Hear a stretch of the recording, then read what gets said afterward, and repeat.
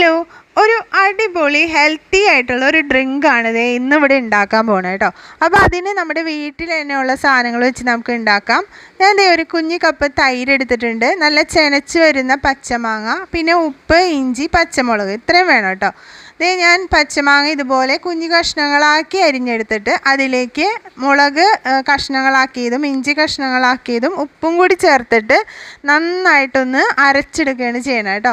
അപ്പോൾ ദേ ഇതുപോലെ നന്നായിട്ടൊന്ന് പേസ്റ്റാക്കി എടുത്തിട്ടുണ്ട്. ഇനി നമ്മുടെ കട്ട തൈര് നമ്മൾ ജാറിലേക്ക് ഒഴിച്ചു കൊടുക്കുകയാണ്. അതിൽ കുറച്ച് വെള്ളം കൂടി ചേർക്കുക, ഒരു കപ്പ് വെള്ളം കൂടി ചേർത്തിട്ട് ആവശ്യത്തിന് ഉപ്പും കൂടി ചേർത്തിട്ട് നന്നായിട്ടൊന്ന് അടിച്ചെടുക്കുകയാണ് ചെയ്യുന്നത്. ഇത് നന്നായിട്ട് അടിച്ചെടുത്തിട്ടുണ്ട്. ഇനി ഇതിലേക്ക് നമ്മൾ അരച്ച് വെച്ചിട്ടുള്ള നമ്മുടെ പേസ്റ്റ് ഉണ്ടല്ലോ മാങ്ങയുടെ, അത് ഇതിലേക്ക് ചേർത്ത് കൊടുത്ത് നന്നായിട്ടൊന്ന് മിക്സ് ചെയ്യാം. വേണമെങ്കിൽ കുറച്ച് ഐസ് ക്യൂബ്സും കൂടി ചേർക്കാം, ഉപ്പ് വേണമെങ്കിൽ അതും ചേർക്കാം.